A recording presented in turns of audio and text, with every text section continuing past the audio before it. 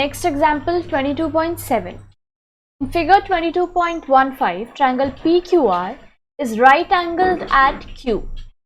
PR is equal to 25 centimeter, PQ is equal to 7 centimeter, and triangle PRQ is equal to theta. Find the value of tan theta, cosec theta and sec theta.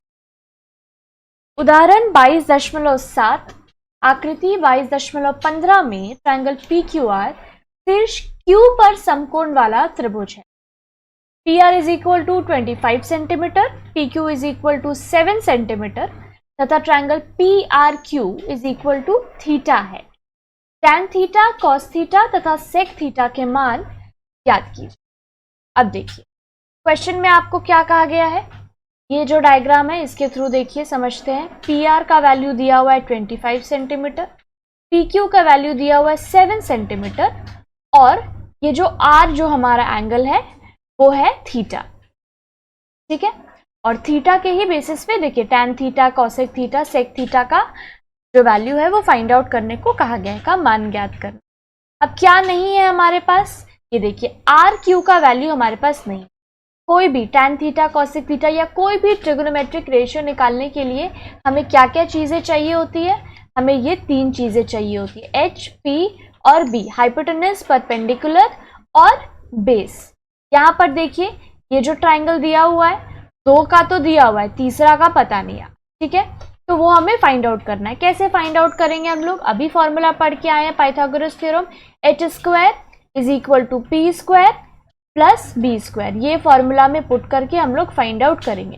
तो चलिए solution करते हैं और सबसे पहले देखते हैं कि H, P और B में कौन सी 2 वैल्यू क्वेश्चन में हमें गिवन है।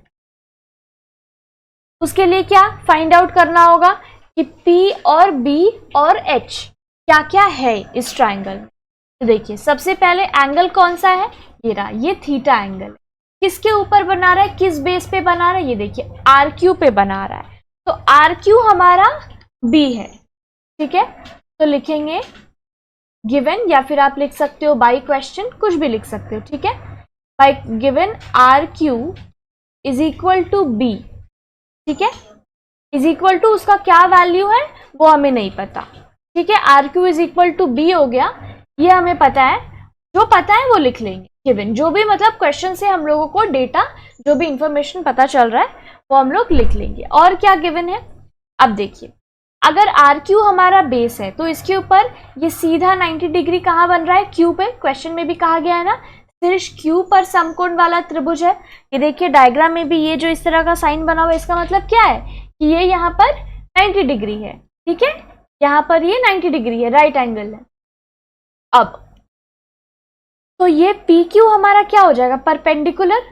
तो हम लोग लिखेंगे PQ is equal to P, जो कि जिसका वैल्यू क्वेश्चन में दिया हुआ है, क्या दिया हुआ है, 7 सेंटीमीटर।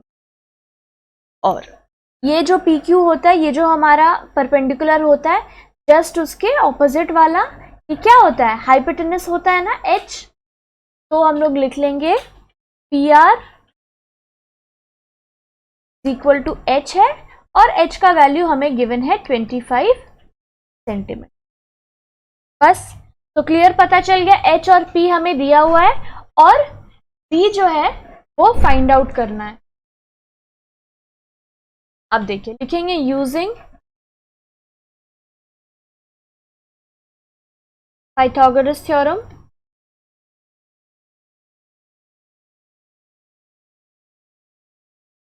क्या पता है हमें, Pythagoras theorem h² is equal to p² plus b²। अब देखिए ये पता है, अब इसमें से जो जो वैल्यू हमें पता है वो हम लोग लिख देंगे। या तो आप चाहो तो देखिए 2 स्टेप है, या तो आप चाहो तो जो आपको फाइंड आउट करना है आप पहले ही उसको अलग से कर लो। मैं दोनों वेज यहाँ पे करके दिखाऊंगी, आपको जो भी इजी लगेगा आप वो यूज करोगे, ठीक है। तो इन दिस केस क्या होगा, अगर आपको यहाँ पे क्या निकालना है, B का वैल्यू क्या है नहीं पता है, B हम लोगों को फाइंड आउट करना, तो हम लोग क्या कर सकते हैं, यहाँ पे h², B को अकेला छोड़ना है तो B के साथ जो भी है वो दूसरी तरफ भेज देंगे। क्यों हम लोग ऐसा कर रहे हैं, क्योंकि हमें B का वैल्यू फाइंड आउट। तो इससे क्या आ गया हमारे पास, इससे आ गया B square is equal to H square minus P square, right. ठीक है, देयरफॉर अगर सिर्फ बी निकालना है तो हो जाएगा B root over H square minus P square. अब देखिए, ये जो एक फॉर्मूला आपको पता है H square is equal to P square plus B square, ठीक है, इसके थ्रू आप खुद फॉर्मूला भी बना सकते हैं। ये क्या किया हमने, एक तरह से तो बेस का डायरेक्ट फॉर्मूला बनाया है, ठीक है। अब चाहो तो इस तरह फॉर्मूला बनाकर लिखकर उसको याद कर सकते हैं, या तो अगर मेरे हिसाब से जो सबसे इजी वे है, आप सिर्फ एक फॉर्मूला याद रखो, वो है H square is equal to P square plus B. उसके बाद आप क्या करो, अब देखिए, या तो आप इस तरह से सॉल्व कर सकते हो, फिर b इज इक्वल टू आप क्या करोगे, जो वैल्यू है वो पुट कर दोगे। यहाँ पे हो जाएगा 25 का होल स्क्वायर, और p क्वेश्चन में क्या दिया हुआ है 7 का होल स्क्वायर। यहाँ से क्या हो गया, b इज इक्वल टू 25 का आप होल स्क्वायर करोगे तो आ जाएगा 625 माइनस 49, 625 माइनस 49 करोगे तो आएगा 576, जो कि रूट में है, और 576 का रूट होता है 24 का।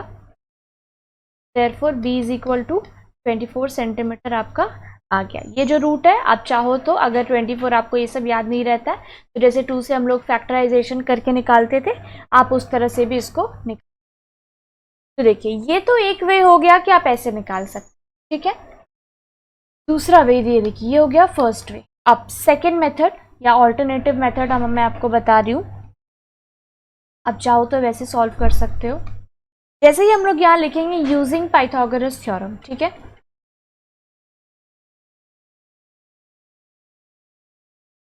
सेम चीज है, बस थोड़ा सा अलग है। Using Pythagoras theorem, same answer, same सब कुछ आएगा, क्योंकि वैल्यू और थ्योरम वो तो हम लोग सेम ही यूज कर रहे हैं, ठीक है। ये हमें पता है, आपको वो बी वाला फॉर्मूला याद रखने का जरूरत नहीं है, ठीक है। इस केस में क्या हो रहा है, b is equal to root over H square minus P square आपको याद करना पड़ रहा है, ठीक है। अब अगर आपको उतना फॉर्मूला नहीं याद रहता है, तब आप क्या करोगे, यहां से आप क्या करोगे, ये तो पता है H square is equal to P square plus B. अब यहाँ से क्या करोगे, जिसका जिसका वैल्यू पता है आप यहाँ पे पुट कर लोगे। क्या पता है, देखिए h इज इक्वल टू 25 पता है, p इज इक्वल टू 7 पता है, तो h की जगह क्या किया, 25 पुट कर लिया, p की जगह 7 पुट कर लिया, प्लस बी स्क्वायर, ठीक है। अब वही चीज है, 25 का होल स्क्वायर करोगे 625, और ये जो 7 का होल स्क्वायर करोगे 49 प्लस बी स्क्वायर। अब देखिए, यहां पर भी सेम चीज कर रहे, 625 माइनस 49, इधर क्या हो गया बी स्क्वायर, ये माइनस करेंगे कितना आएगा 576, इधर क्या हो गया बी स्क्वायर। अब देखिए, ये तो हमारे पास आ गया B square is equal to 576, और बी इक्वल टू क्या हो जाएगा रूट ओवर 570। देखिए सेम चीज आया ना, तो therefore b is equal to क्या हो गया, जब हम लोग इसका प्राइम फैक्टराइजेशन करके रूट निकालेंगे तो क्या आ जाएगा 24 सेंटीमीटर। यही आंसर है b का, मतलब b का वैल्यू यही है, ठीक है। अब देखिए क्या किया हम लोगों ने, बस ये जो H square is equal to P square plus B square था, जो जो वैल्यू पता था पुट कर दिए, और नॉर्मल जैसे हम लोग अलजेब्रा में सॉल्व करते हैं बस सॉल्व कर दिया, और लास्ट में बी का वैल्यू, ठीक है। इस केस में क्या है, आपको सिर्फ एक ही फॉर्मूला भी अगर आपको याद रहेगा तो, और इन तीनों में कोई भी अगर एक का वैल्यू मिसिंग रहेगा तो आप बस जिसका पता है पुट करोगे, प्लस माइनस करके निकाल लोगे। और फर्स्ट वाले केस में क्या है, फर्स्ट वाले केस में आपको b is equal to root over H square minus P square, ये जो फॉर्मूला है वो आपको याद रखना हो, ठीक है। या तो आप इस तरह से भी कर सकते हो कि स्टार्टिंग में ही जो भी निकालना है उसको अलग कर लिया, जैसे ये किया गया है, ठीक है। लास्ट में क्या किया, पुट किया, सेम आंसर। अब ये आपके ऊपर डिपेंड करता है, आपको जो भी वे इजी लगता है आप उसको यूज करते हुए सम कर सकते हैं, ठीक है। तो चलिए t का वैल्यू तो हमारे पास आ गया 24। अच्छा ठीक है, यहाँ पे एक और चीज मैं बता दूं, ये जो देखिए 576 का रूट हम लोग 24 निकाल रहे हैं ना, जैसे सिंपल तो आपको याद ही होगा कि 169 किसका रूट होता है 13 स्क्वायर,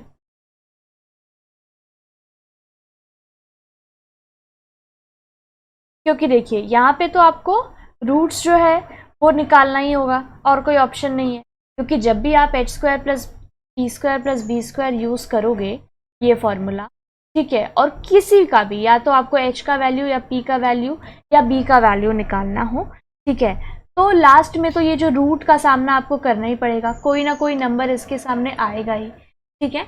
ऐसे तो ये चैप्टर करते करते बहुत सारा किसका स्क्वायर होता है वो आपको याद भी हो जाएगा। जैसे 25 का जब स्क्वायर करेंगे तो 625 आता है, 12 का स्क्वायर 144, सेम चीज़ 144 का जब रूट करेंगे, 144 का रूट करेंगे तो क्या आ जाएगा 12, रूट ओवर 169 करेंगे आएगा 13, ठीक है। तो ये सब कुछ कुछ तो आपको याद ही हो जाएंगे कि यही होते हैं, ठीक है। मगर अब जैसे कि देखिए यहाँ पर 576 आपको नहीं पता है कि ये किसका है, तो कैसे, एकदम छोटे बच्चों में आप लोग ये सीख चुके हैं कैसे प्राइम फैक्टराइजेशन करके रूट से निकालते हैं। फिर भी इस चैप्टर में मैं आपको ये चीज़ एक बार रिविजन करवा दे रही हूँ कि कैसे निकलता है। चलिए 576 ही यहाँ पर ले लेते हैं, ठीक है। देखिए इसको करेंगे डिवाइड, द 4 2 8 6 2 8 6, ये क्या करें, डिवाइड करके लिखते हैं, इतना तो पता ही होगा, ये हो गया 144।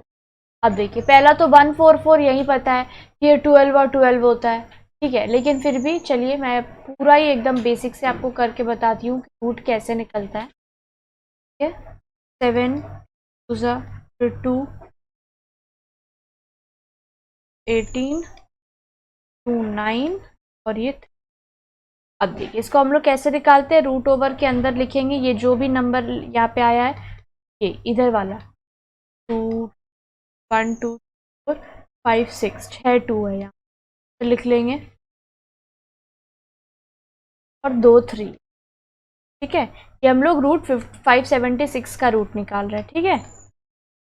अब देखिए रूट का मतलब क्या है, दो का पेयर क्या हो जाएगा जब रूट से बाहर निकलेगा तो एक, इन दोनों का एक लिख लिया, इन दोनों का एक लिख लिया, दोनों का एक लिख लिया और इन दोनों का एक, तो क्या मल्टीप्लाई करिए, 2 ज़ा 4 4 2 ज़ा 8 8 3 ज़ा 24 24, तो किसका आया है रूट 56 का, क्या आया रूट ओवर 576 इक्वल टू, जब रूट से बाहर निकलेगा तो क्या आएगा 20, ठीक है।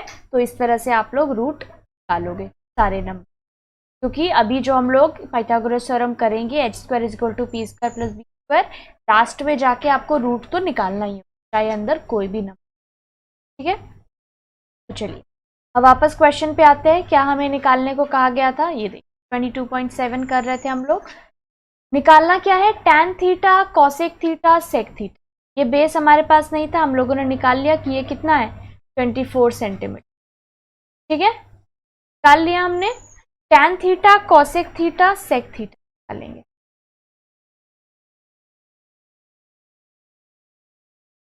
क्या क्या निकालने को कहा गया, tan थीटा कॉसेक थीटा और सेक थीटा। यहाँ पे अब हम लोग पहले लिख लेंगे PBH, we have h equal to कितना था 25 था ना, h is equal to 25, p is equal 5,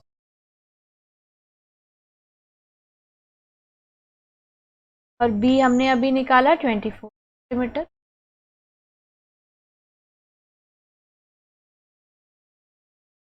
बस अब जो फॉर्मूला है हमें याद है, tan theta is equal to कितना होता है p बाई बी, p की जगह p का वैल्यू और b की जगह p का वैल्यू, आ गया tan थीटा। कॉसेक थीटा निकालेंगे, क्या होता है h बाई पी, h क्या है 25, क्या है,